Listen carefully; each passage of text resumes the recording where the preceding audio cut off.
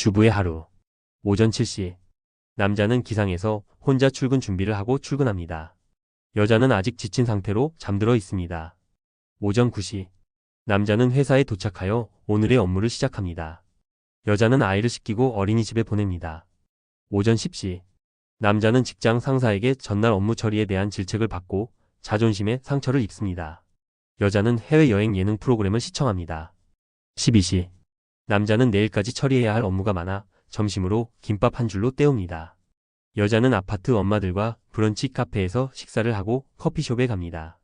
서비스가 마음에 들지 않으면 인터넷 카페에 불만 글을 올리겠다고 협박도 합니다. 오후 2시. 남자는 오늘 내로 끝내야 할 업무가 산더미처럼 쌓여 있어 초조해지기 시작합니다.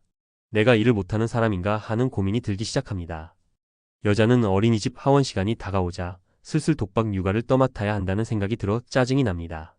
오후 4시. 남자는 거래처에서 서류를 보내달라는 독촉을 받고 상사에게는 진행 상황을 보고해야 하느라 정신이 없습니다. 여자는 아이 하원 버스를 기다리며 오늘 저녁 메뉴를 고민합니다. 오후 6시. 남자는 퇴근 시간이 되었지만 야근을 해야 하나 말아야 하나 고민하며 아내에게 늦을 것 같다고 연락합니다.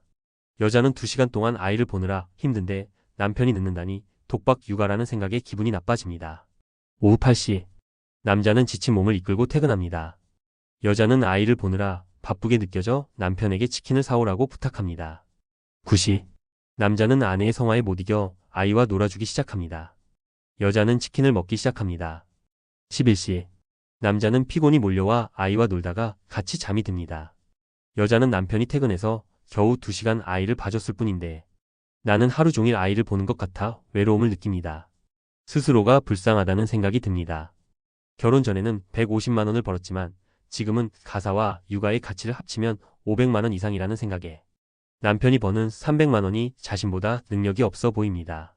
내가 나가서 벌면 500만 원 정도는 벌 수 있는 능력이 있지만 주부라는 차별로 인해 그 정도를 벌 수 없다는 생각에 독박 육아, 경력 단절. 대한민국에서 여자로 산다는 것은 참 힘들다는 생각이 듭니다. 이런 내용을 바탕으로 자신을 비운의 여주인공으로 포장하고 인터넷 카페에 남편과 시댁 욕을 올리는 것이 일상이 된 듯합니다. 대한민국 남자와 전업주부의 삶을 이렇게 잘 정리한 글은 처음 봤습니다. 남자분들은 이 글에 공감하시나요? 전업주부의 삶이 사실상 개꿀이라는 생각을 하시는 분들도 많겠죠. 만약 남자가 전업주부를 하고 여자가 밖에 나가서 일을 한다고 한다면 흔쾌히 그렇게 하겠다는 남자들도 있을 겁니다. 하지만 한국 여자들은 그렇게 생각하지 않죠. 설령 본인이 편하게 지낸다고 해도 스스로 체면을 걸며 비운의 여주인공이 되려고 합니다. 왜 그럴까요? 대한민국의 젊은 여자들은 고생을 해본 적이 없습니다. 그래서 고마워할 줄도 모릅니다. 과거 서울대에서 조사한 결과에 따르면 2030세대의 고마움 지수가 낮다는 통계가 나온 적도 있습니다. 그러나 전업주부로 살아가기 힘든 시대가 도래하고 있습니다. 많은 사람들이 결혼을 안 하는 이유 중 하나는 맞벌이를 하면서 아이를 키우는 게 너무 힘들다는 점입니다. 직접 경험하지 않았더라도 주변 친구나 직장 상사들이 하는 걸 보고 힘들어 보인다고 느낍니다. 그래서 전업주부로 살고 싶지만 현실적으로 어렵다는 의견이 많습니다.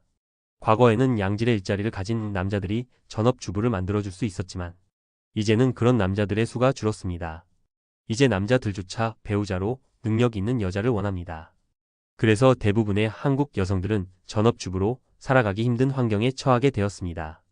통계에 따르면 2009년까지만 해도 전체 가구의 맞벌이 비율이 40%를 넘지 않았지만 2024년에는 48.2%로 증가했습니다. 특히 상대적으로 나이가 어린 가구일수록 맞벌이 비율이 더 높습니다.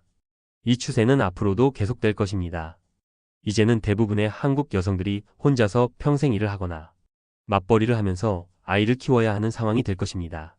반면 일본 여성들은 남성들에게 양질의 일자리를 몰아주며 자신들은 전업주부로 살아가는 선택을 했습니다. 한국은 상향원이 가장 높은 국가입니다. 결혼을 잘하면 놀고 먹을 수 있다는 생각이 팽배해 있습니다. 남자들은 이런 생각이 팽배한 세상에서 여자를 잘 골라야 합니다.